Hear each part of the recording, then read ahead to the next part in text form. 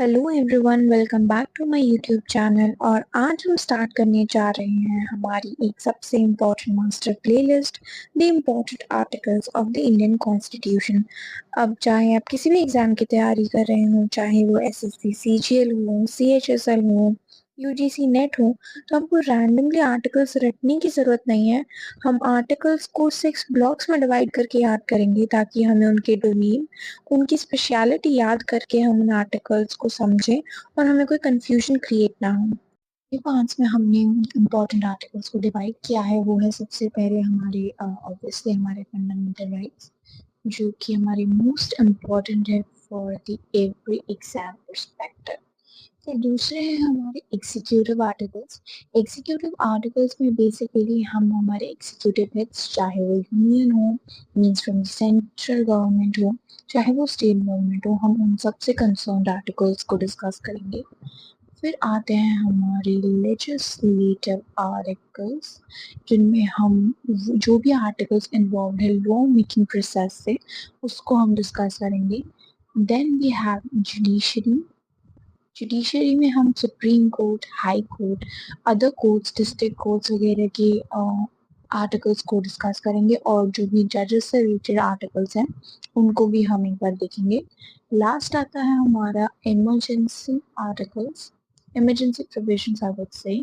Emergency provisions में basically हम तीन इमरजेंसी प्रोविजंस जो हम जानते हैं, हमारी नेशनल इमरजेंसी, फाइनेंशियल इमरजेंसी और स्टेट इमरजेंसी को थोड़ा सा डिटेल में डिस्कस करेंगे। किन कंडीशन पे इमरजेंसी लगती है, एंड स्पेशली वो कंडीशंस जो जिन्हें हमें लगता है कि इमरजेंसी लगनी चाहिए but on that conditions emergency लगने का प्रोविजन नहीं होता है, हम उन कंडीशंस को भी एक बार डिटेल में डिस्कस करेंगे।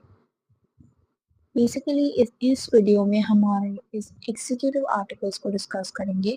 एग्जीक्यूटिव आर्टिकल्स हम डिस्कस करेंगे दो पर्सपेक्टिव से। First is union, second is states. हम दोनों के एग्जीक्यूटिव हेड्स को कंपेयर करके चलेंगे, उनकी पावर को कंपेयर करके चलेंगे और उनकी सारी डिटेल्स को एक बार ब्रीफली हम देखेंगे। So the topics to be covered in basically the covering the executive articles, we will cover the nominal power. Oh, just a second. So sorry.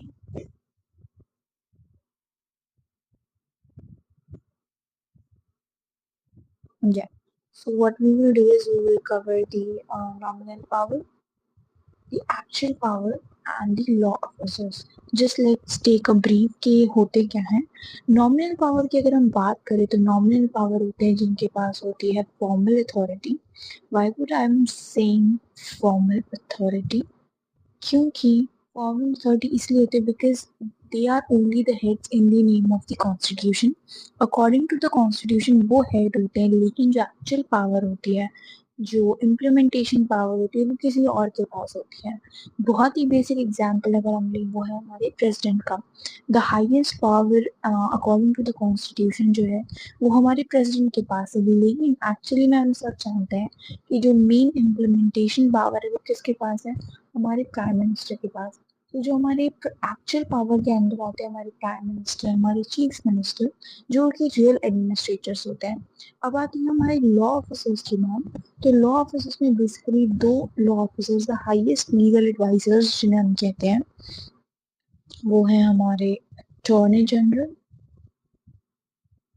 Attorney general of India. ये India के highest legal adviser हैं। और next है हमारी advocate, advocate general of state. ये हर state में होते हैं। अटॉर्नी जनरल जो होता है वो एक ही होता है, वो पूरे नेशन का है। बेसिकली इनका जो मेजर काम होता है वो होता है सेंट्रल गवर्नमेंट या स्टेट गवर्नमेंट को रिप्रेजेंट करना इन दी कोर्ट्स और उनको डिफेंड करना। तो हम स्टार्ट करते हैं हमारी नॉमिनल पावर से। नॉमिनल पावर का मतलब जैसे कि मैंने आपको बताया, जब टर्म्स यूज करते हैं बेसिकली नॉमिनल पावर के लिए, वो है कॉन्स्टिट्यूशनल हेड, सेरेमोनियल हेड या ceremonial power. Also there is a latent phrase I want tell you, that is danger, ये बहुत ही प्रोमिनेंट फ्रेज है जो एमसीक्यूज में बहुत बार पूछा जाता है, that which Latin phrase is used for the nominal power or the constitutional head. So de jure phrase, which means actually in English is by the law, means if I'm saying about the president, so yes, president is the head of the state according to the law, but in reality who has all the power? That is prime minister. Also, in addition, I want to say that actual power जो हम अभी आगे पढ़ेंगे उनके लिए जो little phrase use होता है that is de facto, de facto, de facto, de facto, whatever you want to say. इसका मतलब होता है इन रियलिटी और इन फैक्ट एक्चुअली। अगर हम लिटरल मीनिंग देखें इसका, so that is in fact. So in reality, the prime minister is working, but according to the constitution, president is working. So that what is the difference here is. Now, if I talk about the articles, so for the president, the article mentioned in the constitution is article number 52, which tells that there shall be a president of India. Also, the terms used for the president in the constitution is the head of Indian state and the first citizen of India. Now, why these two statements are used for the president? Because he has the final decision making power. If he say any no to anyone, so nothing can be done in the constitution as it is written. Now, if I talk about the governor, so governor, there is Article 153. It tells that there shall be a governor for each state. Also, there are some states who has a common governor. Okay, for them, the allowances and whatever the norms and all are set by the president. That is an exceptional case. But yes, in constitution, according to the Article 153, it is written that there shall be a governor for each state. Also, the unique thing about the governor's responsibility is the dual rule. Now, what is this dual rule? As I've mentioned here as well, what is the dual rule? See, basically, governor fulfill two responsibilities. First is we know that it is a head. We know that. Second is that he is the agent of central government, means as we know that governor is appointed by the president, right? So the governor has the responsibility. Basically we can say that governor is the mediator between the state and the president. That is why he has to perform the dual role, that is one is the head, that which is appointed by the constitution of India, and second is the central government agent. हम देखते हैं qualifications president और governor दोनों की कि उनकी क्या क्या तो क्वालिफिकेशंस अगर हम देखें तो दो तो पहले हम प्रेसिडेंट के बारे में बात करते हैं। तो as I have told you that he और she should be a citizen of India. Second, his age और her age should be 35 years or above. Now, the specific point which is mentioned in the qualifications of the president is that he or she should not hold any office of profit. Now, the question arises that what is this office of profit? So it's very simple. Like office of profit का मतलब होता है कि जो भी candidate president की position के लिए अप्लाई कर रहा है वो कोई भी गवर्नमेंट जॉब या फिर ऐसी सर्विस में नहीं होना चाहिए जहाँ गवर्नमेंट की तरफ से सैलरी आपको प्रोवाइड की जाए। अब वो गवर्नमेंट सेंट्रल गवर्नमेंट भी हो सकती है, स्टेट गवर्नमेंट भी हो सकती है, कोई लोकल अथॉरिटी भी हो सकती है। That doesn't matter. What matters is कि गवर्नमेंट की तरफ से उन जो भी कैंडिडेट है जो प्रेसिडेंट की पोजीशन के लिए अप्लाई कर रहा है उनको सैलरी नहीं आनी चाहिए। That what an office of profit means. Now the question arises, why? क्यों नहीं होना चाहिए? अगर हो जाएगा तो क्या होगा? सपोज आप गवर्नमेंट जॉब कर रहे हो, आप प्रेसिडेंट की पोजीशन के लिए अप्लाई करते हो, तो आप उस फील्ड या आप जिस डिपार्टमेंट में काम कर रहे हो, आप जिस कम्युनिटी को बिलोंग कर रहे हो, आप उसकी तरफ क्या रहोगे? biased होंगे. And a president can't be biased. She has to think about the nation.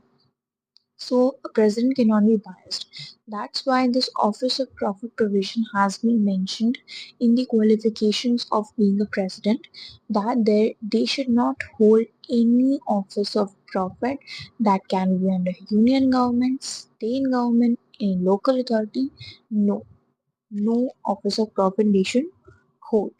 Now the exception here is, there is an exception that, suppose if you are a minister, you are a minister, you can be an CM, you can be vice president, you can be a governor, whatever. If you hold a C, you are right now also you are in a government, you are also getting salary from the government. But if you are a minister, whatever it is CM, vice president, governor, or any other minister, it doesn't matter. Still, you can apply for the position of the president. That what here the exception comes, that you should not have a government job, but yes, you can be a minister, you can be a CM, you can be a vice president, whatever the minister is. You can just apply for the position of the president while holding such position. If you like get selected, or if you as get appointed as a president, then you have to obviously resign from your earlier positions. But if you did not get appointed as a president, you can just continue your authority, whatever you are holding earlier. So that what here means. Let's just talk about the qualifications of the governor. What are the qualifications of the governor? Yes, of course, he has to be a citizen of India. His age shouldn't be 35 years or above. Now, this is basically the third point. You cannot say that it comes under the qualification. You can say it as a convention because it has been mentioned uh, in the qualification by the time. Means initially when the constitution was set up, when the qualification of the governors were established, this was not mentioned at that time, but by the time it got mentioned. So what does it say? That the governor should be an outsider. He should not belong to the state where he is appointed. Suppose if a person is of Haryana, so he should not be appointed as a governor in Haryana. Likewise, if a person is from Maharashtra, so he or she cannot be appointed as the governor in the Maharashtra. Again, the reason is the biasness, that he or she can be free from the local politics, because he may be biased, he or she may be biased towards the community they belong, towards the religion they belong, towards the class they belong. So to avoid that biasness, a governor should not be of the same state to he or she belongs. So now let's just begin with the appointment of the president. Appointment का basically हम पढ़ने वाले हैं कि elections कैसे होते हैं president के. So we will study about the elections of the president. We also know that a president is appointed through the indirect elections. Indirect elections का मतलब आई होप आप सबको पता होगा कि इसमें जैसे नॉर्मली हम सिटीजन्स जनरल इलेक्शंस में वोट करते हैं, जाते हैं सेंटर पे और ईवीएम में वोट डालते हैं और अपना कैंडिडेट चुनते हैं, हमारा वोट रजिस्टर हो जाता है. ऐसा प्रेसिडेंट के इलेक्शंस में ऐसा नहीं होता है. तो सबसे पहली बात तो ये आती है कि प्रेसिडेंट के इलेक्शंस में वोट कौन करता है, और उससे भी इम्पोर्टेंट बात होती है कि प्रेसिडेंट के इलेक्शंस में वोट कौन नहीं करता है. एग्जाम पर्सपेक्टिव से बहुत ज़्यादा इम्पोर्टेंट होता है दैट यू शुड नो कि प्रेसिडेंट के इलेक्शन में कौन वोट नहीं करता. ये आपको बहुत ही अच्छे से क्लियर होना चाहिए. इन दो चीज़ों को हम आगे सेशन में कवर करेंगे. इससे पहले हम देखते हैं the method which is used for the election of the president. So that is proportional system with single transferable vote. Basically ये दो मेथड्स हैं इसको हम STV भी कहते हैं, सिंगल ट्रांसफरेबल वोट। तो इसको हमने एक एग्जाम्पल से समझते हैं, उसके लिए हमारे लिए इजी रहेगा, बेटर होगा। ठीक है, ये हमको समझ में भी इजी आएगा और हमें याद भी इजीली रहेगा। तो इसको रटने के बजाय हम एक एग्जाम्पल से समझते हैं। सो फॉर एग्जाम्पल हमारे पास 3 कैंडिडेट्स हैं, A, B, C for the position of the president. These three candidates are here for the election of the president, right? Now, अब मैं क्या करूँगी? सपोज अगर मैं एक वोट करने वाली हूँ जो प्रेसिडेंट के इलेक्शन में वोट कर सकती है, तो प्रोपोर्शनल सिस्टम का मतलब होता है कि जैसे हम नॉर्मल इलेक्शंस में जो डायरेक्ट इलेक्शंस होते हैं तो हम क्या करते हैं, हम जितने भी कैंडिडेट्स होते हैं उनमें से किसी एक को वोट करते हैं, राइट, और हमारा वोट रजिस्टर हो जाता है। लेकिन प्रेसिडेंट के इलेक्शन में ऐसा नहीं होता है। इसमें होता है कि जितने भी कैंडिडेट्स हैं आप उनको प्रेफरेंसेस देते हैं। प्रेफरेंसेस का मतलब है कि पहले प्रेफरेंस में इसको देता हूँ, ये कैंडिडेट वोट बनना चाहिए। सपोज मैं प्रेफरेंस देती हूँ कि सबसे सबसे पहले मैं चाहती हूँ कि जो बी कैंडिडेट है वो प्रेसिडेंट बने, तो मेरी फर्स्ट प्रेफरेंस बी है। लेकिन अगर चलो बी नहीं बनता है तो मैं चाहती हूँ कि उसके बाद तो ए बन जाए, और फिर मेरे पास ऑप्शन तो बचा ही, फिर थर्ड ऑप्शन के लिए मेरे पास सी बचा, राइट। तो मैं उसको प्रेफरेंस दे रही हूँ, फर्स्ट प्रेफरेंस में बी को दे रही हूँ, सेकंड प्रेफरेंस में ए को दे रही हूँ और लास्ट प्रेफरेंस में सी को दे रही हूँ। अब इसमें क्या होता है, जब रिजल्ट आते हैं तो जो भी जिसके पास भी, पहली बात तो इलेक्शंस आप जीत गए हो, इलेक्शंस को जीतने के लिए आपको मिनिमम वोट्स कितने चाहिए वो हमें क्लियर होना चाहिए। मिनिमम वोट्स का मतलब है electoral quota. Electoral quota means more than 50% of votes. More than 50, इसका एक फॉर्मूला होता है, यू शुड नो, जो एग्जाम में आता है, that is total votes divided by 2 plus 1 means more than 50%। ठीक है, मान लो ए कैंडिडेट के मोर देन 50% ऑफ वोट्स आए तो वो प्रेसिडेंट बन जाएगा, बी के आए तो बी, सी के आए तो सी। ये तो हो गया हमारा केस वन, जिसमें क्लियरली मेजोरिटी आ रही है और हम जो है उसको प्रेसिडेंट अपॉइंट कर देते हैं, राइट। लेकिन अब आती है हमारे सिंगल ट्रांसफरेबल वोट की बारी। ये कहाँ आता है, ये होता है हमारा अप्लाई केस टू में। केस टू क्या है कि सपोज किसी को भी मेजोरिटी नहीं मिली। किसी को भी मेजोरिटी नहीं मिलने का मतलब है किसी को भी 50% से ज्यादा वोट्स नहीं मिले। सपोज ए को मिले 45% ऑफ वोट्स, बी को भी मिले 45% ऑफ वोट्स और सी को मिले 10% ऑफ वोट, तो किसी को भी 50% से ज्यादा वोट नहीं मिले। इस सिचुएशन में क्या किया जाता है, जिस भी कैंडिडेट के पास सबसे ज्यादा कम वोट्स है हम उसको एलिमिनेट कर देते हैं, वो प्रेसिडेंट की रेस से बाहर जाएगा। जैसे कि इसमें सी के पास सबसे कम वोट्स हैं जो कि 10% है, तो हम सी को एलिमिनेट कर देंगे। लेकिन यहाँ पे वोट्स, सी के जो वोट्स हैं वो वेस्ट नहीं जाएंगे, हम उनको ट्रांसफर कर देंगे। ट्रांसफर कैसे करेंगे, जिन जिन लोगों ने सी को फर्स्ट प्रेफरेंस दिया उन लोगों की हम सेकंड प्रेफरेंस देखेंगे। सेकंड प्रेफरेंस में अगर ए है तो उनके वोट्स हम ए को शिफ्ट कर देंगे, जिनकी सेकंड प्रेफरेंस बी है उनके वोट्स हम बी को शिफ्ट कर देंगे। उसके बाद जिसकी मेजोरिटी बनती है 50% से ज्यादा उसको हम प्रेसिडेंट अपॉइंट करते हैं। ऐसे ही अगर हमारे पास नंबर ऑफ कैंडिडेट ज्यादा है तो ऐसे मेजोरिटी केसेस जो है वो काफी हो सकते हैं कि किसी को भी मेजोरिटी ना मिले, तो सिंगल ट्रांसफरेबल वोट के थ्रू ही हम अपना प्रेसिडेंट चुनते हैं। तो ये होता है हमारा election method for the president. अब बात आती है कि कौन कौन कर सकता है और कौन कौन नहीं कर सकता प्रेसिडेंट के इलेक्शन में वोट, तो उसको हम देखते हैं। तो प्रेसिडेंट के इलेक्शन में पहले तो वोट कर कौन सकता है, दैट इज वेरी सिंपल कि कौन वोट कर सकता है।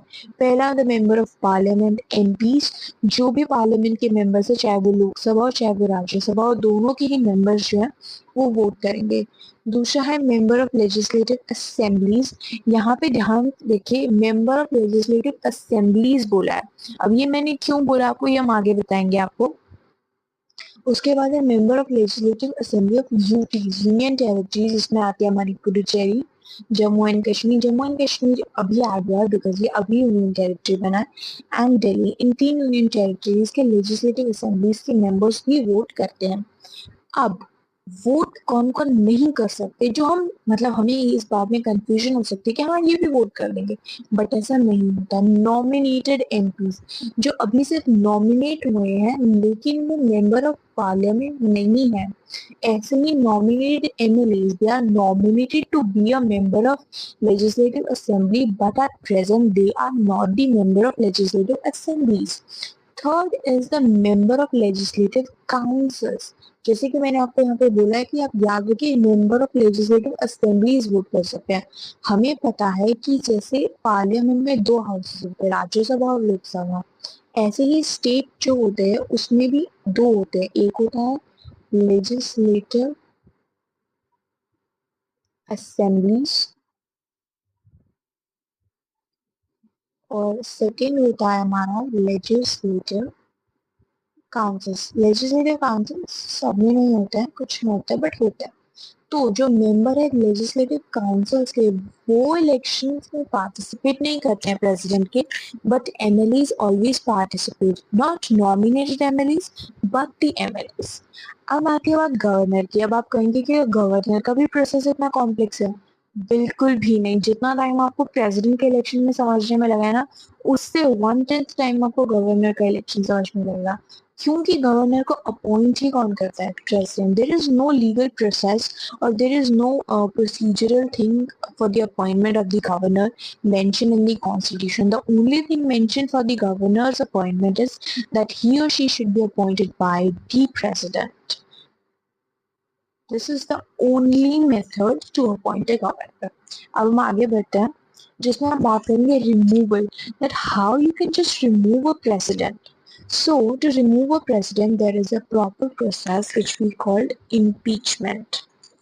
इम्पीचमेंट का मतलब हिंदी में इसे कहते हैं, हिंदी में इसे महाभियोग कहते हैं, इसे impeachment. So let's just see that what is impeachment.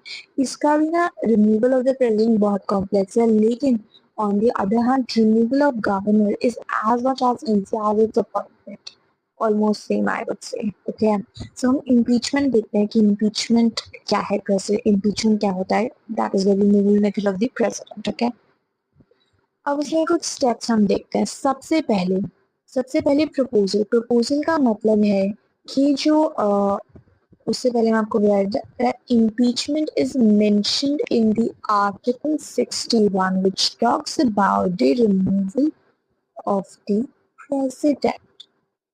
Right here, removal of the president. Now, so proposal का मतलब क्या है?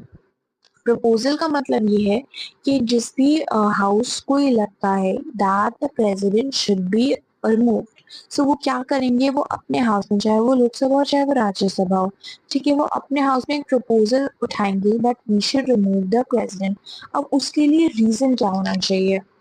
एक प्रेसिडेंट को रिमूव करने के लिए you should have a particular reason. You can not remove the head of the state without any reason or for a silly reason, right?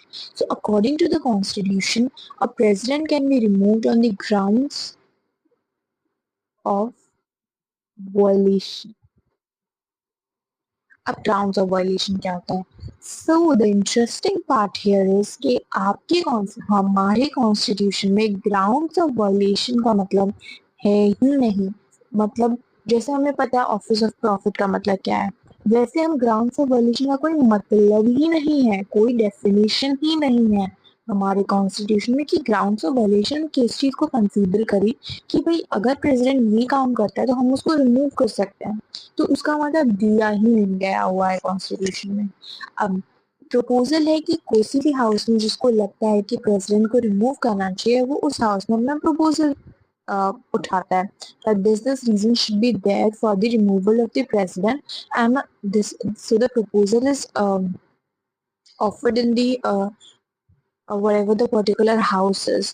Now what happens to accept that proposal, to further proceed that proposal, what there is a condition that there should be 1/4 sign and notice. 1/4 sign means जितने भी members है उस house में उसके 1/4 members के sign उस पे होने चाहिए.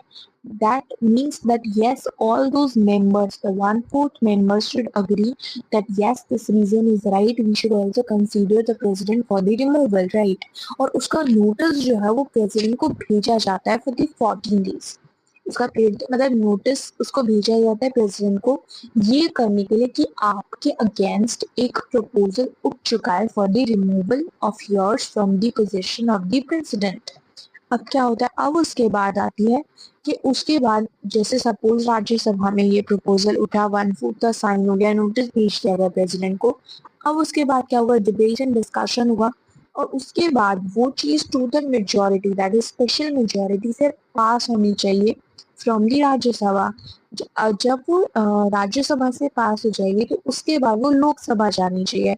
It should be pass from both the houses. ऐसा नहीं हो सकता कि जिस हाउस में वो पास हुआ उसी हाउस की रिकमेंडेशन हम मानेंगे. No, it should be pass from both the houses with the two-third majority, not the simple majority but the special majority. Then what happens is, if the both houses pass that proposal with the two-third majority, so the president has to resign from its president position. Now, once again, there is an interesting statement which comes is that not a single president is removed till now through the impeachment process. मतलब आज तक की history में from the independence 1947 जितने भी president हमारे रहे, not a single president is removed through the impeachment. There must be many reasons. First, the grounds of violation is not defined in the constitution that for which reason a president should be removed. Second, the process is way far complex. हमारे पास हमारे खुद के cases, खुद के topics में debate और discussion में parliament के लिए टाइम नहीं होता. हम प्रेसिडेंट को हटाने के लिए इतना टाइम लगाएंगे, इतना टाइम किसी के पास है ही नहीं, क्योंकि उनकी पावर्स हम इतना सिग्निफिकेंटली हम लेते ही नहीं है, कंसीडर करते ही नहीं है. So that is what the exception is, we can say. अब आती है बात गवर्नर की. As I said, the appointment of governor is so easy. Likewise, only the removal of the governor is way far easy from the appointment. That is, the removal of governor is also done by the president. मतलब president जब चाहे जिसको governor बना सकता है, जब चाहे वो रिमूव कर सकता है, उसकी मर्जी. गवर्नर को खुद भी पता नहीं होता कि वो क्यों रिमूव हुआ है, कैसे रिमूव हुआ है, उसको कोई इंफॉर्मेशन नहीं होती. जब प्रेसिडेंट का मन चाहे वो रिमूव कर सकते. इसीलिए मोस्ट ऑफ द टाइम जो गवर्नर्स रिमूव होते हैं, so it is said that always prime minister has advised to the president for the removal of the governor. So that is what the process of the removal of the governor. हम start करते हैं president और power की governors को. हम इनकी powers basically discuss करेंगे. तो मैंने इसको 3 पार्ट्स में डिवाइड किया है. कॉमन पावर्स जो गवर्नर और प्रेसिडेंट की सेम रहती है. द ओनली डिफरेंस इज के प्रेसिडेंट की पावर जो होती है वो पूरे नेशन के लिए होती है, थ्रू सेंटर होती है, और गवर्नर की पावर फॉर द स्टेट होती है, फॉर द पर्टिकुलर स्टेट होती है. ओके, तो हम कॉमन पावर से स्टार्ट करते हैं. कॉमन पावर की अगर हम बात करें, so we have 4 types of power: executive, legislative, financial and judicial. So if I talk about the executive power, so all the government actions जो होते हैं, चाहे वो for the center हो या फिर कोई internationally हम notice दे रहे हैं, वो सारे president के name पे होते हैं. And if I'm talking about the governors, सारे state orders जो होते हैं, if they are for the particular state, so obviously they are from the governor of the particular state. So the concerned article for it, for president is article number 77, and for governor it is article number 166. Next is the legislative power, which means that the president can summon the parliament and the governor can summon the state assembly. Summon का मतलब है parliament में summon यानी लोकसभा और राज्यसभा को president साथ में बुला सकते हैं for any debate and discussion whatever the president needs to be done. And likewise for the governor, he can call the state assembly. He can summon the state assembly. Okay. So the articles concerned for is Article 85 for the president, Article 174 for the governor. अब आते हैं financial. Financial में actually दो चीजें, एक है budget और एक है मनी बिल। दोनों के लिए अलग अलग आर्टिकल्स है for the president and governor both. तो हम उन उस हिसाब से देखेंगे कि बजट अप्रूव करना है तो प्रेसिडेंट की परमिशन, ऑब्वियसली प्रेसिडेंट के असेंट लगते हैं उस पर, तभी वो बजट अप्रूव होते हैं, तो उसके लिए एक अलग आर्टिकल है। और मनी बिल अप्रूव करना है तो उसके लिए भी प्रेसिडेंट के असेंट लगते हैं, तो उसके लिए भी हम क्या कहते हैं, उसके लिए एक अलग आर्टिकल है। So if I'm talking about the president, so to pass the budget, the president has the power according to the Article 112. And if he wants to pass the money bill, so he has the power according to 110. That without his approval, without his assent, no money bill or budget can be passed. Even no ordinary bill can be passed. And same here for the governor. अगर state budget pass करना है, so it is according to the Article number 202. आने पर now talking about the money bill. So अगर money bill pass करना है for the state, so it will be according to the article 199. Next आती है हमारी जुडिशियल पावर, जिसमें president और गवर्नर के पास होती है कि वो जो हमारे प्रिजनर्स होते हैं, दे हैव द पावर कि वो अपील कर सकते हैं टू दी प्रेसिडेंट और टू दी गवर्नर, जिसके भी अंडर वो जेल में है। ठीक है, तो उन गवर्नर प्रेसिडेंट के पास पावर होती है, दे कैन रिड्यूस और मॉडिफाई देयर सेंटेंसेस। तो प्रेसिडेंट के पावर आर्टिकल 72 के रिगार्डिंग होती है और गवर्नर के पास आर्टिकल 161 के रिगार्डिंग। अब हम देखते हैं हमारे exclusive powers of the president and the governor respectively. Okay. So we have first the exclusive powers of the president. So we have diplomatic and military power. Diplomatic and military power basically India जो president होता है वो India का global supreme commander है। Globally जो है वो president ही represent करता है इंडिया को, और जो सुप्रीम कमांडर होता है हमारी तीनों फोर्सेस का, either it is army, it is air force, it is navy, whatever the supreme commander is the president. No order without the president approval can be passed for any of the army or any of the force. Next is our emergency powers. You know we have three types of emergency: national emergency according to the Article 352, state emergency according to the Article 356, and financial emergency according to the article 360। तो ये सारी ही emergency सिर्फ president लागू कर सकता है, बिना president के परमिशन के ये सारी इमरजेंसीज डिक्लेयर हो ही नहीं सकती है। नेक्स्ट है हमारी डेथ पावर। ये बेसिकली जुडिशियल पावर का ही एक पार्ट है कि इसमें कहते हैं कि प्रेसिडेंट जो है वो किसी भी प्रिजनर को अगर उसको सेंटेंस टू डेथ है तो वो उसकी पूरी जो उसकी सेंटेंस है वो पूरी फॉरगिव कर सकता है according to the article 72। Now let's just talk about the governor's exclusive power. So the governor exclusive power are constitutional discretion according to the article 163. इसका मतलब है governor can take independent decisions without the advice of the chief minister if he think that the advice of chief minister is not mandated here, so he can just take his independent decisions. और दूसरी power है हमारी जो governor की, वो है reserve bills. जैसे कि हमने बात करी थी कि जो गवर्नर है वो एक डुअल रोल निभाता है। फर्स्ट जो वो तो है ही गवर्नर, दूसरा वो एक सेंट्रल एजेंट है। तो अगर उसको लगता है कि कोई स्टेट बिल जो है उसको प्रेसिडेंट का रिव्यू चाहिए तो वो उस बिल को होल्ड कर सकता है, और ये पावर उसकी आती है आर्टिकल नंबर 200 से। So let's begin the next section of this video, which is actually very interesting and important for the exam perspective. That is the actual power. Here we'll, okay, yeah. So here we'll discuss the actual heads of the nation and the state as well. Okay, these are basically under the constitution, they are not the actual head, but in reality, in fact, they are the actual decision makers.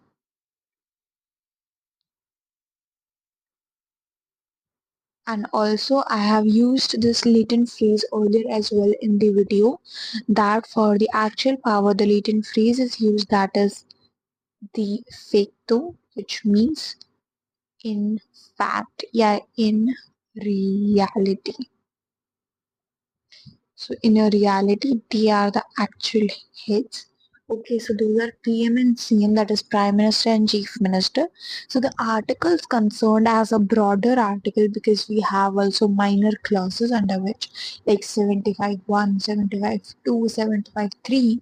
So basically Article 75 gives a broader approach for the prime minister, it tells that a prime minister shall be appointed by the president and also the other ministers. Here the other minister basically refers to the cabinet which is for the prime minister, that is also appointed by the president but on the advice of the prime minister. So basically it is appointed by the prime minister only. Okay, likewise only for the chief minister we have the article number 164 which says that chief minister is appointed by the governor, and the governor, oh sorry, here the spelling, yeah, it's here the space is missing. So the governor, other ministers like the cabinet for the chief minister is appointed by the governor on the advice of the chief minister. So this is what Article 71 164 says about the prime minister and the chief minister respectively. Now let's just jump into the qualifications and the conditions of his office.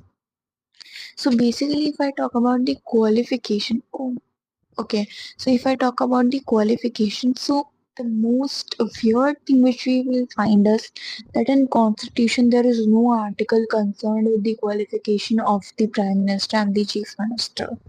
Means constitution में qualification को लेके चाहे वो prime minister चाहे वो chief minister कोई article mention ही नहीं है. द ओनली लाइन और द डिस्क्रिप्शन आई वुड से जो मेंशन है क्वालिफिकेशन के रिगार्डिंग वो ये है that for being a prime minister a person should be a member of parliament and for being a chief minister a person should be a member of the state assembly. The only thing is mentioned is this. So let's just see the qualifications. So by which only we have just noted down the qualification. See, अब हमने qualifications दी नहीं गई है but हमने बना लिए हैं. कैसे बना लिए वो देखते हैं अभी. हमें बोला कि प्राइम मिनिस्टर बनने के लिए you should be a member of parliament, right, you should be an MP, means you should be either the member of Lok Sabha or you should be the member of Rajya Sabha, right? Now, if you are a member of Lok Sabha, so your age should be 25 years. If you are a member of Rajya Sabha, then your age should be 35 years. So likewise, we have just define the qualification of the prime minister. Also the 6 month rule, I'll just explain the 6 month rule in both the qualifications. This is very interesting. Okay, so if I talk about the chief minister, again you should be a member of state assembly. So state assembly consider two things. First is legislative assembly, second is legislative council. So if you are a member of legislative assembly, your age should be 25 years, and if you are a member of legislative council, your age should be 35 years. Right. So likewise, we have just noted down the details of the qualification of being a prime minister and a chief minister. अब बारी आती है हमारे 6 month rule की कि 6 month rule क्या होता है. सी 6 मंथ रूल का मतलब है कि सपोज कोई पर्सन एमपी और एमएलए नहीं है. If I am talking about the prime minister तो मैं एमपी की बात करूंगी और चीफ मिनिस्टर तो मैं एमएलए की बात करूंगी, राइट. तो अगर वो नहीं है तो क्या वो प्राइम मिनिस्टर या चीफ मिनिस्टर नहीं बन सकता? बन सकता है. इसके लिए हमारे कॉन्स्टिट्यूशन में एक प्रोविजन है. क्या है वो प्रोविजन कि सपोज किसी आदमी को प्राइम मिनिस्टर या चीफ मिनिस्टर बनना है तो वो क्या करेगा ऑलवेज. सी इसके लिए ना हम एक छोटा सा और चीज हमें एक चीज दिमाग में जब हमारे जनरल इलेक्शंस होते हैं तो आप एक बात सोचो कि हम एक पार्टी को वोट करते हैं, राइट.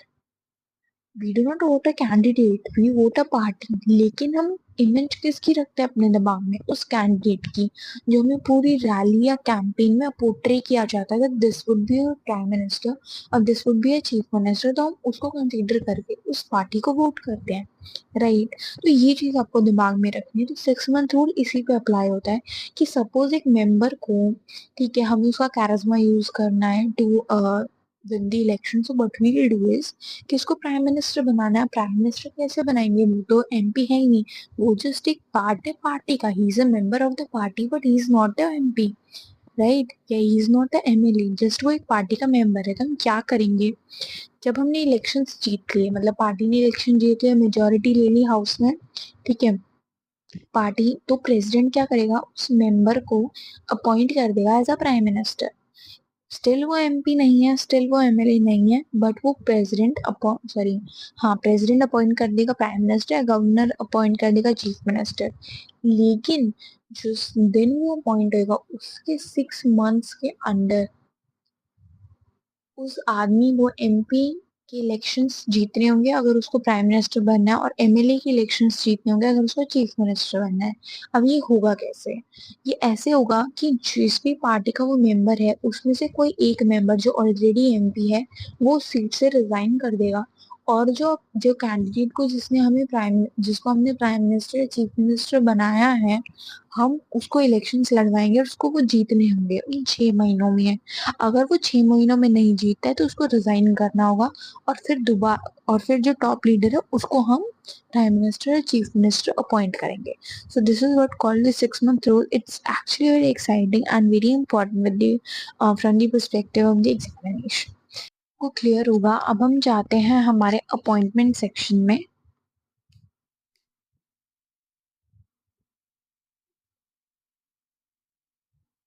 अपॉइंटमेंट की रिगार्डिंग जो आर्टिकल कंसर्न है वो है आर्टिकल नंबर 75 क्लॉज 1। बेसिकली हम 75 में देखा, आर्टिकल 75 में जब हमने देखा तो उसमें बोला गया जिसमें prime minister shall be appointed by the president and other ministers also appointed by the president but on the advice of the prime minister. Likewise for chief minister, that chief minister should be appointed by the governor and other ministers should be appointed by the governor but on the advice of the chief minister. Yeah, so, but appointment basically in detail is mentioned in the article number 75, clause 1, the actual process of appointing the prime minister and the chief minister.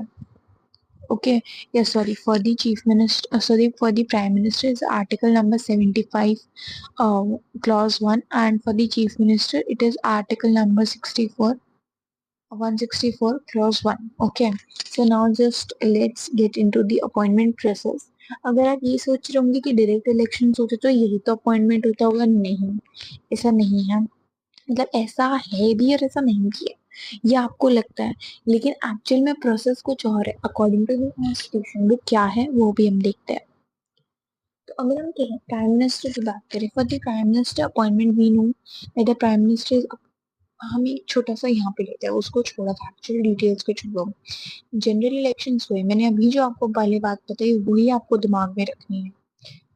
General elections हुए, ठीक है, आपने vote किया party को, लेकिन आपको लग रहा है कि आपने वोट किया कैंडिडेट को, क्योंकि उसे पोर्ट्रे ऐसे किया गया है कि जब पार्टी ये जीतेगी तभी उस कैंडिडेट को प्राइम मिनिस्टर बना दिया जाएगा। तो आपने वोट किया पार्टी को, but you are actually voting to whom? To the candidate. So for you, according to you, the candidate is the prime minister already if the party wins, right? लेकिन ये हाथ में होते हैं प्रेसिडेंट के।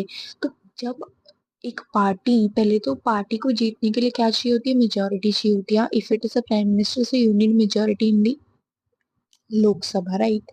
उसका जो टॉप लीडर होता है उसे कौन अपॉइंट करता है? प्रेसिडेंट अपॉइंट करता है as a prime minister. Likewise, only we have discussed in the Article 75 5 as well that other ministers are appointed by the president but on the advice of the prime minister. ऐसी ही बात होती है हमारे chief minister की। Chief minister के appointment में कौन appoint करता है? गवर्नर। जब पार्टी मेजोरिटी ले लेती है हमारी स्टेट असेंबली में तो गवर्नर टॉप लीडर को क्या कर देता है? अपॉइंट कर देता है as a chief minister. And likewise other ministers are appointed by the governor on the advice of the CM। अब आती है बात removal of the prime minister and the chief minister की। तो बेसिकली बहुत ही इंटरेस्टिंग है। सबसे पहले तो इसके आर्टिकल की बात करें, so the article concern for the removal of the prime minister is article number 75 clause 2। Okay, so let's just start with the removal. ठीक है, उससे पहले मैं आपको एक बात याद दिलाना चाहती हूँ दैट मैंने आपको ये बात पहले भी बताई हुई है that we have general elections, we have general elections to elect the prime minister and the state general elections to appoint the chief minister. Okay, so मैंने आपको ये पहले भी बताया था general elections basically held out between among the parties, not the candidates, and we know that tenure of the majority party is 5 years. Either it is a state majority or it is a central basically parliament majority. Okay, अब हम बात करते हैं removal की। So the interesting part is कि prime minister और chief minister वो कोई फिक्स टेन्योर होता ही नहीं है कि भाई इस इतने साल के बाद वो रिमूव हो जाएंगे, ऐसा होता ही नहीं है। प्राइम मिनिस्टर और चीफ मिनिस्टर का रिमूवल मतलब आपको लगता होगा कि क्यों भाई 5 साल होता है कि 5 साल के बाद नई गवर्नमेंट आ जाएगी। करेक्ट, 5 साल के बाद नई गवर्नमेंट आ जाएगी, पर इसका मतलब ये थोड़ी प्राइम मिनिस्टर रिमूव हो जाएगा। सेम प्राइम मिनिस्टर दोबारा अपॉइंट हो सकता है, तो उसका कोई टेन्योर नहीं है। अगर पार्टी 2 साल में डिसॉल्व हो जाती है तो प्राइम मिनिस्टर खुद ब खुद हो जाएगा। वो इसीलिए हो रहा है क्योंकि पार्टी डिसॉल्व हो रही है, उसका कोई खुद का टेन्योर फिक्स नहीं है। आप समझ रहे हैं? जैसे कि प्रेसिडेंट का टेन्योर फिक्स है, राइट? तो अगर पार्टी मेजोरिटी पार्टी डिसॉल्व होती भी है तो प्रेसिडेंट को हम रिमूव नहीं करते, प्रेसिडेंट वही रहेगा। ठीक है, तो ये बात होती है। तो अब हम प्राइम मिनिस्टर के बारे में देखें, तो अगर हम चेंज दिखाना, तो अगर हम प्राइम मिनिस्टर के बारे में देखें तो उनका कोई टेन्योर फिक्स है ही नहीं। वो जो होते हैं, जैसे कि हमने बताया कि वो जो प्राइम मिनिस्टर जो है वो प्रेसिडेंट से अपॉइंट किया जाता है, राइट? तो जब प्रेसिडेंट चाहे वो उन्हें रिमूव कर सकता है, पर इसका मतलब ये नहीं कि कभी भी रिमूव कर सकता है। जब तक पार्लियामेंट में या स्टेट असेंबली में मेजोरिटी है तब तक प्रेसिडेंट प्राइम मिनिस्टर को रिमूव नहीं कर सकता, और लाइकवाइज गवर्नर जो है वो चीफ मिनिस्टर को रिमूव नहीं कर सकते from the state legislative assembly. यहाँ जो विधानसभा लिखा हुआ है that is state legislative assembly, state legislative assembly. जो दूसरी होती है that is the legislative, sorry, that is the legislative council, जिसे हम कहते हैं विधान परिषद, विधान परिषद। ठीक है, अब इसको ना थोड़ा सा समझने के लिए मैंने एक सिंपल सा अपने उससे डायग्राम बनाया। ठीक है, तो we know that general term जो होता है वो होता है हमारा 5 साल, लेकिन वो कॉन्स्टिट्यूशन ने फिक्स नहीं किया, वो तो हमने बना रखा है बिकॉज हम लड़ते ही कैंडिडेट्स के लिए, बट एक्चुअली में इलेक्शंस पार्टीज के बीच में होता है। तो बेसिकली जो प्राइम मिनिस्टर और चीफ मिनिस्टर वो अपनी पोजीशन पे रहते हैं मेजोरिटी की वजह से। जिस दिन मेजोरिटी हटी, नो कॉन्फिडेंस मोशन पास हुआ स्टेट लेजिस्लेटिव असेंबली और पार्लियामेंट में, और प्राइम मिनिस्टर को या फिर चीफ मिनिस्टर को दोनों को ही क्या करना पड़ेगा, रिजाइन करना पड़ेगा। और अगर वो रिजाइन नहीं करते हैं तो प्रेसिडेंट उन्हें खुद डिसमिस कर सकता है, और लाइकवाइज गवर्नर चीफ मिनिस्टर को डिसमिस कर सकता है। ठीक है, अब हम आगे बढ़ते हैं with the functions and the powers of the prime minister and the chief minister. Okay, देखते हैं इनकी पावर्स। तो सबसे पहले इनको एक्चुअली हमने 4 पार्ट्स में डिवाइड किया इन रिलेशन। जैसे कि पहला है हमारा काउंसिल ऑफ मिनिस्टर्स। ठीक है, तो हम देखते हैं प्राइम मिनिस्टर की अगर हम बात करें कि उसके काउंसिल ऑफ मिनिस्टर्स के प्रति क्या पावर्स होती है, तो हम वो देखते हैं। तो प्राइम मिनिस्टर में according to the article 74 and 75 he can allocate and reshuffles the portfolio. जब हमने प्रेसिडेंट की प्राइम मिनिस्टर के अपॉइंटमेंट की बात करी थी, तो उसमें हमने जो आर्टिकल में पढ़ा था कि क्या कहते हैं, प्रेसिडेंट जो है वो प्राइम मिनिस्टर को अपॉइंट करता है और काउंसिल ऑफ मिनिस्टर्स को भी अपॉइंट करते हैं, but on the advice of the prime minister. Basically main power किसके हाथ में है? प्राइम मिनिस्टर के हाथ में है। तो प्राइम मिनिस्टर के in accordings with the council of ministers के पास ये पावर होती है कि वो उनके पोर्टफोलियोज के वो क्या क्या मिनिस्ट्री क्या क्या डिपार्टमेंट को हैंडल करेंगे वो उसे उन्हें एलोकेट कर सकता है, रीशफल भी कर सकता है by the time if he like seems necessary, okay, according to the time. Okay, he can also ask any minister to resign, जिस अगर वो अपॉइंट कर सकता है तो वो obviously he can resign। उसको कोई रीजन देने की जरूरत ही, he is not want to give a reason that why he has removed or why he want to a minister to resign। he can just simply resign, there is no nothing any foundation on him। also resignation collapses the whole council। what does this mean? this means जैसे कि हमने पढ़ा कि prime minister की क्या होती है, council of minister, हम इसको पीएम लिख देते हैं। प्राइम मिनिस्टर क्या बंदा होता है, काउंसिल ऑफ मिनिस्टर्स। अब अगर जब प्राइम मिनिस्टर सपोज चाहे वो नो कॉन्फिडेंस मोशन से हो, या फिर उसको जब उसका मतलब मेजोरिटी खत्म हो जाती है, 5 साल के बाद दोबारा इलेक्शन होते हैं, तो जो काउंसिल ऑफ मिनिस्टर्स होती है ना वो खुद ब खुद कोलैप्स हो जाती है। अगर सपोज मान लो 5 साल से पहले डिसॉल्व हो गई लोकसभा, ठीक है, नया प्राइम मिनिस्टर अपॉइंट किया जाएगा तो वो नई काउंसिल बनाएगा। ठीक है, बेशक से वो काउंसिल सेम ही हो लेकिन उसे हम न्यू काउंसिल ऑफ मिनिस्टर्स से कहते हैं। एक बार के लिए कॉन्स्टिट्यूशनली काउंसिल ऑफ मिनिस्टर्स जो होता है वो कोलैप्स जाता है। और जब 5 साल के बाद अगर हम देखें नॉर्मली जनरल इलेक्शन हो रहे हैं, 5 साल के बाद दोबारा पार्लियामेंट में मेजोरिटी आ रही है, तो जो नया प्राइम मिनिस्टर होगा या सेम भी प्राइम मिनिस्टर होगा वो दोबारा अपनी काउंसिल ऑफ मिनिस्टर जो है वो रीस्टेब्लिश करेगा।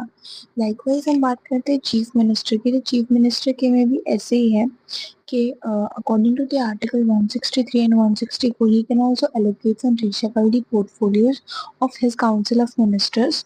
Okay, he can also ask any minister to resign. Also the resignation collapses the whole council.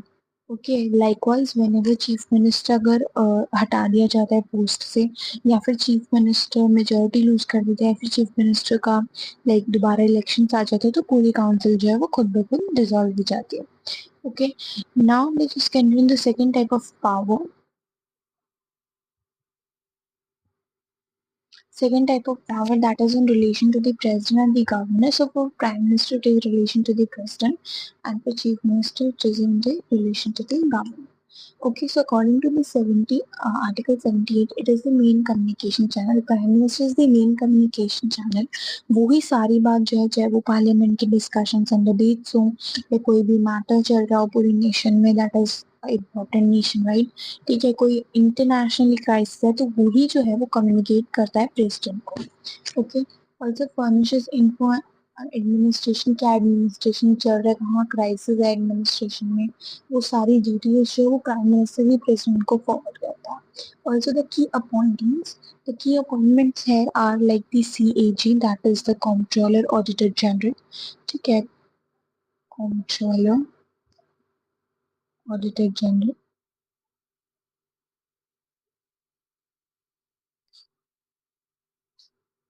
Next is the AG, that is the Attorney General, जिनके बारे में हम आगे पढ़ेंगे भी. And the UPSC Chairman, you all know, the Union Public Service Commission. इन सब के chairman, ये सब अपॉइंटमेंट्स जो है इनमें प्राइम मिनिस्टर की एडवाइस ली जाती है, बेसिकली यही अपॉइंट करते हैं। Okay, likewise the chief minister according to the article 167 he is the main communication channel to the governor. He also furnish inform administration to the governor. Also, he advises on the key appointment, that is the Advocate General. We will talk about it later in this video only. And the SPSC chairman, SPSC means state public service commission जो है, जैसे union public service commission, like state public service commission के chairman को भी कौन appoint करता है? Chief minister. Next types of powers हमारे इन रिलेशन, नेक्स्ट पावर है हमारी in relation to the parliament and the legislature. So for prime minister it is in relation to the parliament, and for chief minister it is not legislature, sorry for that, it should be legislative assembly. Okay. So according to the article 85, he can just summon the parliament, like means he can just summon the Lok Sabha and Rajya Sabha.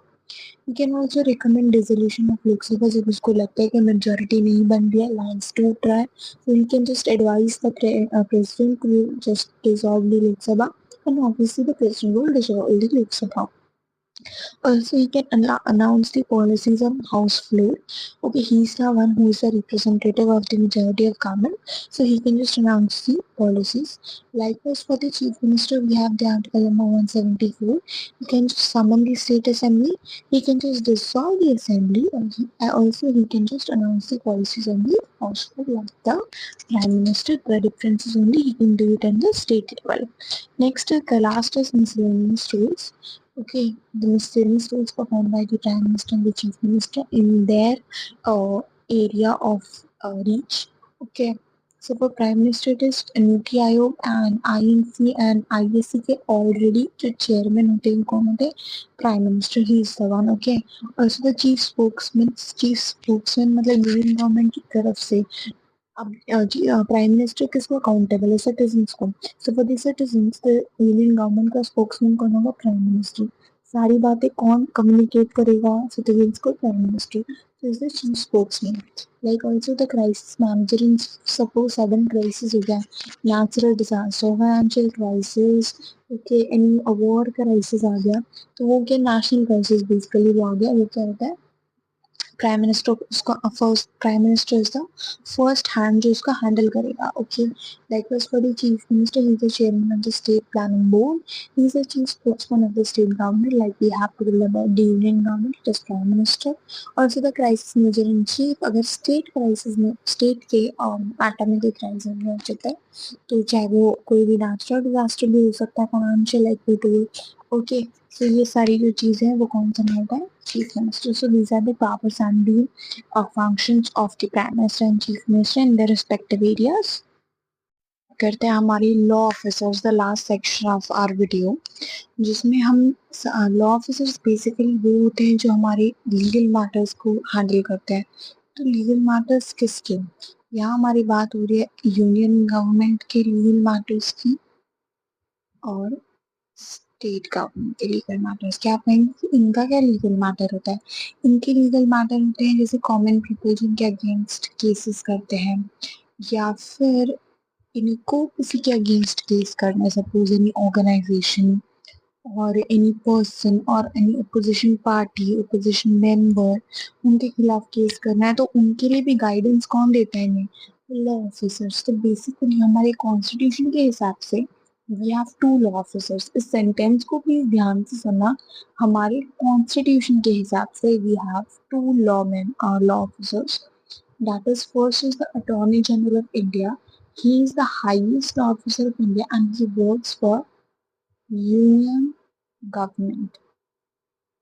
Okay. And the second is Advocate General of for the each state. It is of every state. Okay, basically it works for the state government. इनके बारे में हम थोड़ा detail में समझते हैं हम आगे की स्लाइड्स में.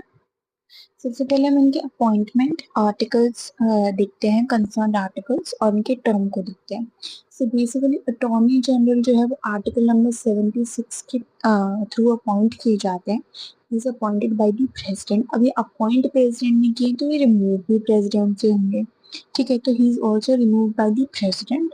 ओके, बेसिकली कन्वेंशनली ये जो यहाँ पे लिखा है, कन्वेंशनली का मतलब है कि इन रियलिटी जैसे कि हमने काउंसिल ऑफ मिनिस्टर्स की बात करी थी कि जब पीएम रिजाइन करता है तो काउंसिल ऑफ मिनिस्टर्स खुद ब खुद कोलैप्स जाते हैं. राइट, क्यों? क्योंकि वो जो है वो पीएम नहीं बनाए हैं, उनके एडवाइस पे बने. राइट, ऐसे ही जो हमारे अटॉर्नी जनरल है वो भी पीएम के एडवाइस पे बनते. तो अगर पीएम रिजाइन करना है means if the government is losing the majority so the attorney general itself resigns from its position. Okay, so that is what it is. Now the qualification means who is appointed as the attorney general of India. The person who is qualified to be appointed as a judge of Supreme Court. इसका मतलब ये नहीं है that he or she should be a SC judge. वो हो सकते हैं but जरूरी नहीं है कि वो SC जज हो, but he should be qualified. मतलब वो SC जज की जो रिक्वायरमेंट्स होती हैं उनको फुलफिल करनी चाहिए. That he should be a citizen of India और उन्होंने 10 years ऑफ हाई कोर्ट में वर्क किया, उनके पास एक्सपीरियंस है उसमें वर्क करने का, तो उनके लिए एससी जज के लिए वो एलिजिबल होनी चाहिए. But it is not necessary कि वो एससी जज हो ही हो. ठीक है, अब अटॉर्नी जनरल का टर्म फिक्स नहीं होता. ऑफ कोर्स फिक्स नहीं होता जब तक गवर्नमेंट है, जब तक उनका टर्म है. और अगर बीच में प्रेसिडेंट हटाना चाहे उन्हें, उनके भाई इनकॉम्पिटेंसी की वजह से वो काम नहीं कर पा रहे हैं, काम अच्छे से नहीं कर रहे हैं, एज की वजह से, जैसे भी है, president can just remove him. Okay, so there is no legal procedure for the grounds for the removal of the attorney general. Now let's get to the advocate general for every state, which is okay according to the article 165 he is appointed by the governor. Okay, now the same here he should be qualified to be a judge of high court. Again, he should not be a means he can be, but of course it is not necessary that he should be a judge of high court. He should be qualified to be appointed as a judge of high court. Okay, again the term is not fixed because when the state government collapse, whatever the particular state is, when their government collapse, so the advocate general conventionally resigns from his position. Okay, and the new advocate general is appointed for the new government. Again, there is no procedure for the removal and there is no grounds for the removal. Okay, now let's just get into the duties and the functions of them respectively. So for attorney general, they have core advisory duties, means they have to advise the MPs, ministers, government of India on legal matters. Okay, और ये legal matters कौन बताते हैं, किन legal matters को? Basically again it is referred by the president but on the advice of the prime minister. Likewise they perform the legal character duties, सारे paper works वगैरह वगैरह ये सब करते हैं जो भी हमारे लीगल केसेस होते हैं यूनियन गवर्नमेंट की, गवर्नमेंट ऑफ इंडिया के, ये according to the article 76 clause number 2 के थ्रू करते हैं. फिर आते हैं कोर्ट अपीयरेंसेस. अब जैसे कि सुप्रीम कोर्ट में कोई कोर्ट केस है यूनियन गवर्नमेंट के अगेंस्ट, या हाई कोर्ट में कोई केस है यूनियन गवर्नमेंट के अगेंस्ट. हाई कोर्ट में भी तो लोग केस कर सकते हैं ना यूनियन गवर्नमेंट के अगेंस्ट, ठीक है. तो उन केसेस में भी ये जाएंगे, उन केसेस में एडवाइस भी करेंगे, कोर्ट अपीयरेंसेस वहां पे जाके यूनियन गवर्नमेंट की तरफ से वो लड़ेंगे. Okay, he will defend the government. Okay, also he represent the SC and the article 143, that is president reference. Okay, now is the house rights. House rights means parliament. Okay, तो ये वहां पर बैठ सकते हैं, जो भी पार्लियामेंट की प्रोसीडिंग्स हो रही है वहां पे बैठ सकते हैं. बट ही जैसे हमारा होता है ना प्रेजेंट एंड वोटिंग होता है पार्लियामेंट में, तो he does not have the right to vote, but he has the right to take part and right to speak for the union government. From there he find out all the legal matters, also advise through them to the ministers what we have to do, what we have not to do, what we should do, what we should not do. Okay, to avoid any discrepancy. Now, if we talk about the Advocate General of the state, so again, Article 165, clause number 2, he advises on the legal matters of the state government, which is written by the governor on the advice of the chief minister. Also perform the legal character duties. Court appearances होते हैं जो जिसमें court में state government के खिलाफ, चाहे वो district court हो, अदर कोर्ट, ट्रिब्यूनल्स हो, इन सब में भी होते हैं. ओके, तो वहां पे वो उनको रिप्रेजेंट करेंगे स्टेट गवर्नमेंट को. हाउस राइट्स होते हैं कि he has the right to speak, has the right to take part in state legislature but does not have the right to vote. Okay, अब हम आगे बढ़ते हैं सॉलिसिटर जनरल. अब मैंने जब attorney general, advocate general start किया था, बात करते हैं हमारे सॉलिसिटर जनरल की. बेसिकली बहुत ही छोटा सा और ये सिंपल सा ही टॉपिक है, ज़्यादा कॉम्प्लेक्स नहीं है, बट ये एग्जाम पर्सपेक्टिव से थोड़ा सा इम्पोर्टेंट है बिकॉज इससे एमसीक्यूज बन जाता है. ठीक है, तो हम बात करते हैं बेसिकली सॉलिसिटर जनरल की. तो the most interesting thing is कि सॉलिसिटर जनरल जैसी कोई कॉन्स्टिट्यूशनल पोस्ट हमारे इंडिया में है ही नहीं.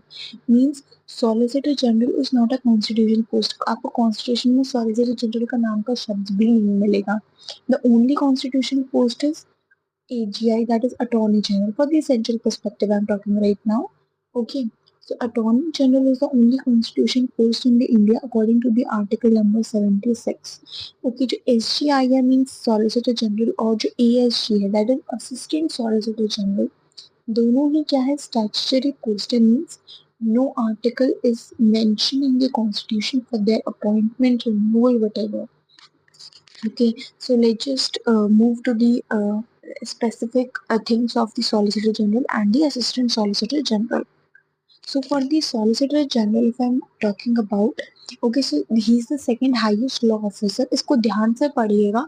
The second highest law officer of the country, right? What the work he does, he assists the Attorney General. Okay, basically क्या होता है, हमारा है Attorney General of India, उसके नीचे है हमारा सॉलिसिटर जनरल ऑफ इंडिया, उसके नीचे है हमारे असिस्टेंट सॉलिसिटर जनरल. तो बेसिकली अटॉर्नी जनरल कौन असिस्टेंट करता है, सॉलिसिटर जनरल. सॉलिसिटर जनरल और अटॉर्नी जनरल दोनों को एक कौन असिस्ट करता है, असिस्टेंट सॉलिसिटर जनरल. तो ये हायरार्की है. ठीक है, तो अटॉर्नी जनरल को असिस्ट करते हैं इनकी लीगल ड्यूटीज में. स्टेटस इनका स्टैट्यूटरी और एग्जीक्यूटिव होता है, हमने पहले ही देख लिया. क्वांटिटी इनकी सिर्फ एक होती है, ही is the only one general solicitor general for the entire nation. Okay, like the Attorney General is only one, Solicitor General is only one. Now, if I talk about the Assistant Solicitor, sorry, Assistant Solicitor General. So he is the third tier law officers. Means he is not the only one. It is a group. It is a team. Why? We will discuss it. Okay. His function is to basically assist the Attorney General and the Solicitor General in handling the workload. Okay, the status of this position is also statutory and executive post. The quantity of Assistant Solicitor General is multiple, means there are multiple Assistant Solicitor General, usually 4 to 5 in Supreme Court and also there are High Courts. अब इसका मतलब क्या है वो देखते हैं. देखिए, union government के अगेंस्ट काफ़ी केसेस होते हैं जो कि बहुत लोग कर सकते हैं. ओपोजिशन पार्टीज भी कर सकते हैं, सिटीजन्स भी कर सकते हैं, ठीक है, ऑर्गेनाइजेशंस भी कर सकते हैं, लाइक एनजीओज, कंपनीज भी कर सकती हैं, इंडस्ट्रीज वगैरह भी कर सकती हैं. ठीक है, तो अब हर सब चीज़ों को और भी बहुत सारी लीगल ड्यूटीज जो होती हैं या just means apart from all these cases and all, और भी बहुत सारी लीगल ड्यूटीज होती है, इंटरनेशनल लीगल ड्यूटीज भी होती है जो कि उसको अटॉर्नी जनरल को संभालनी होती, राइट. तो वो अकेला कैसे करेगा, उसको असिस्ट करने के लिए हमने बनाया सॉलिसिटर जनरल. ठीक है, अब दो लोगों की केसेस संभालेंगे तो उनको हमने बनाया, फिर हमने बनाया असिस्टेंट सॉलिसिटर जनरल असिस्ट करने के लिए. तो ये एग्जाम्पल दिया गया है कि जैसे सपोज बहुत सारे केसेस हैं, सपोज मान लो गवर्नमेंट अगेंस्ट हम सिर्फ मिनिमम हम 10 केसेस मानते हैं, जबकि होते बहुत सारे हैं. 10 केसेस मानते तो हर जगह सॉलिसिटर जनरल या अटॉर्नी जनरल तो जा नहीं सकता. ठीक है, तो हमने असिस्टेंट सॉलिसिटर जनरल बनाए जो कि इन सब चीज़ों को हैंडल करते. ठीक है, तो बस इतना नाम होता है इनका, इनकी कोई कॉन्स्टिट्यूशनल पोस्ट नहीं होती. ये एक्चुअली में इम्पोर्टेंट है, याद रखना. ठीक है, इनकी पोस्ट होती है statutory and executive. This is the thing that you should remember according to the exam perspective. यहाँ पे हमारा ये सेशन खत्म होता है जिसमें हमने अपने एग्जीक्यूटिव आर्टिकल्स डिस्कस किए हैं. ठीक है, जिसमें हमने नॉमिनल पावर, एक्चुअल पावर और लॉ ऑफिसर्स को डिटेल में डिस्कस किया, इनके आर्टिकल्स को डिस्कस किया, किसके आर्टिकल्स हैं, किसके नहीं है, क्यों नहीं है, क्यों है, क्या क्या प्रोविजंस है, क्यों है वो प्रोविजंस, हमने वो भी डिस्कस किया है. अब आगे अगर आपको और ऐसी वीडियोस चाहिए तो stay connected. Thank you for watching.